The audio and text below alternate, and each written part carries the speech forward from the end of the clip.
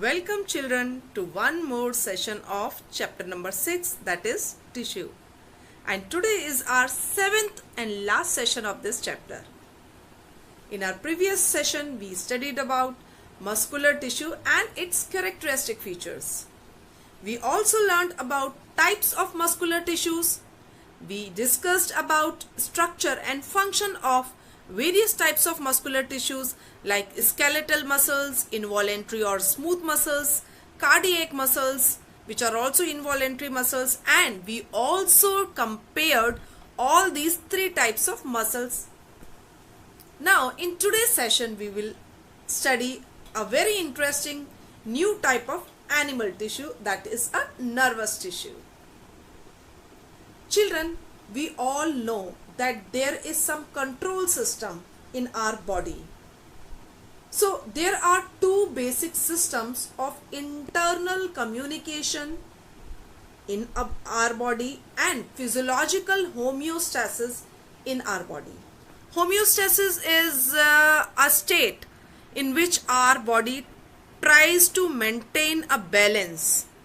That balance can be a balance of temperature, maintaining a particular temperature, or maintaining a particular pH inside the body, which is acidity or basicity in the body. So a body has certain limits and it always tries to maintain that limits of temperature, pH, etc. So that condition is called as homeostasis. This homeostasis and the communication coordination within the body is under control of two main units. We are going to study about this control and coordination in detail in your 10th standard. So these two units are the endocrine system, in which various types of glands are involved, and the nervous system. So in today's session we are going to study about nervous system. It is estimated that the human nervous system consists of at least 100 billion neurons in it. And nervous tissue is composed of two groups of cells. Nerve cells, which are known as neurons, and neuroglia. In today's session we are going to focus on neurons, that is a unit of nervous system. And these neurons are also known as nerve cells.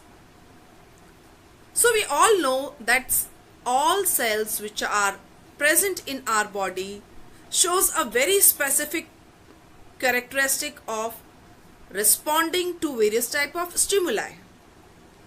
Stimuli is present in external environment, and when that stimuli is given to our body generates a response.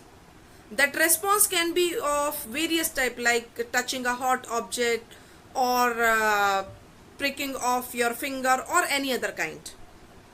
In this slide you can see the picture of such kind of responses. You have already studied about these response to stimuli in your previous classes. So the cells of the nervous tissue are highly specialized for being stimulated and then transmitting the stimulus very rapidly and very quickly from one place to another within the body.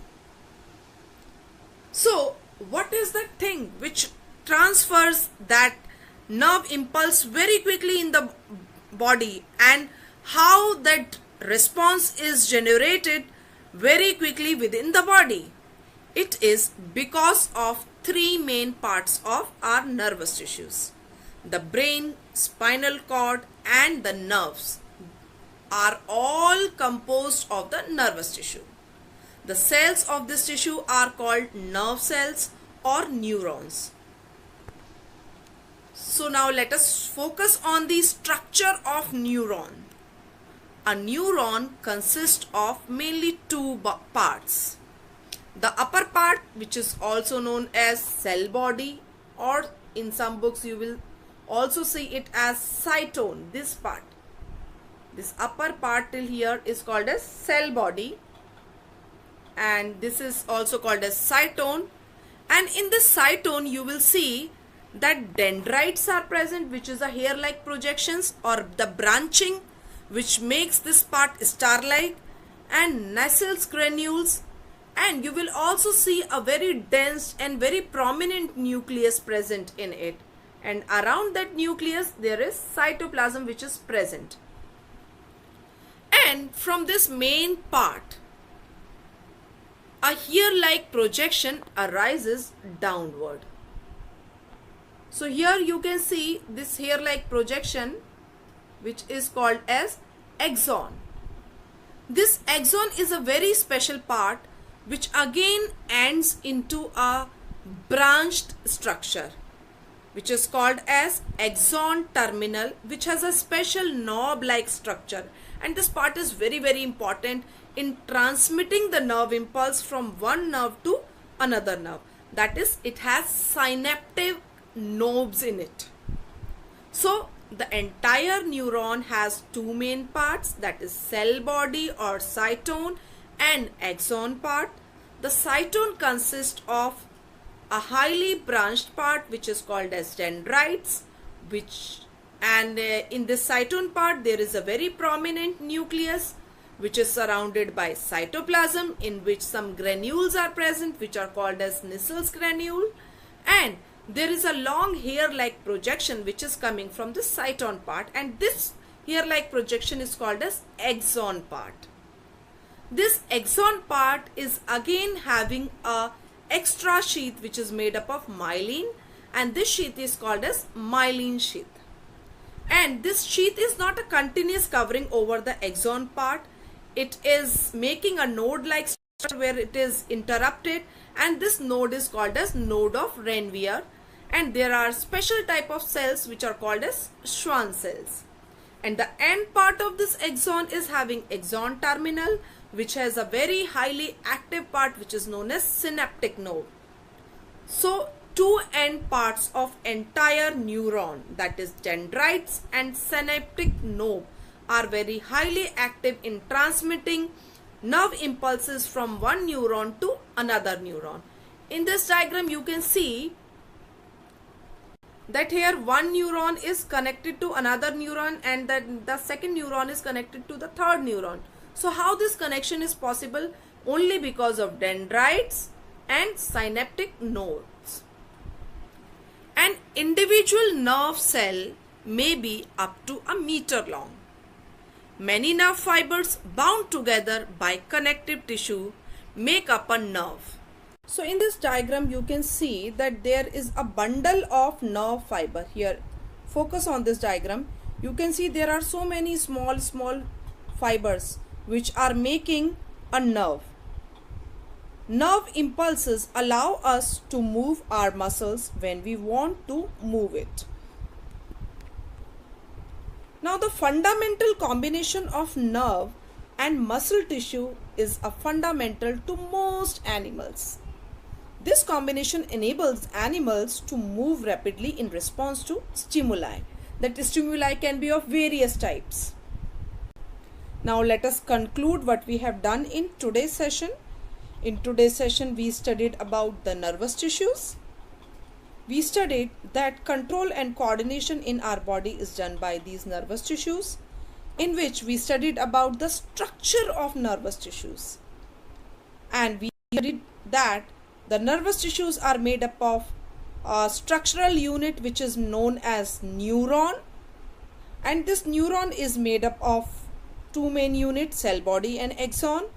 Cell body consists of a nucleus, cytoplasm and Nissel's granules, and the outer part or peripheral part of the cell body makes a branching star-like structure which has dendrites on it, and one part of this central body or cell body has a hair-like projection which makes the axon part. This axon part is again having a axon terminal and which has a knob-like structure, and these dendrites and this terminal axon knob-like structure help in transmission of nerve impulse from one neuron to another neuron, and thus there is a response which is generated in our body is very fast and quick. Now there are few questions for you children. The first question is, name the unit of nervous tissue. The second question is, what does a nerve cell look like? And the third question is, what are the major parts of a neuron?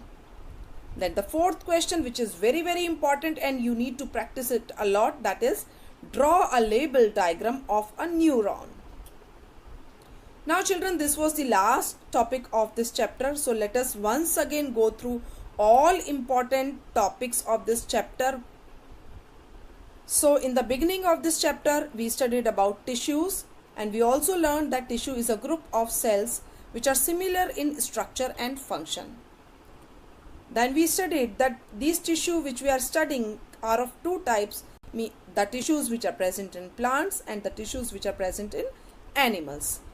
So plant tissues have different structure because plants have different requirement, and animal tissues have different features and different types because they have different requirements. Plant tissues are of two main types, meristematic and permanent tissues.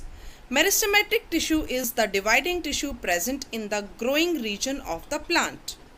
Permanent tissues are derived from meristematic tissue once they lose the ability to divide. They are classified as simple and complex tissues. Parenchyma, collenchyma, and sclerenchyma are three types of simple tissues.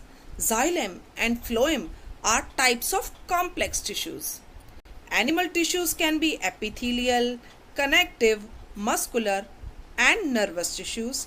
Depending on shape and function, epithelial tissues are classified into squamous, cuboidal, columnar, ciliated, and glandular epithelial tissues. The different types of connective tissue in our body include areolar tissue, adipose tissue, bone, tendons, ligament, cartilage, and blood. Striated, unstriated, and cardiac are the three types of muscle tissues. Nervous tissue is made up of neurons that receive and conduct nerve impulses in our body. Thank you.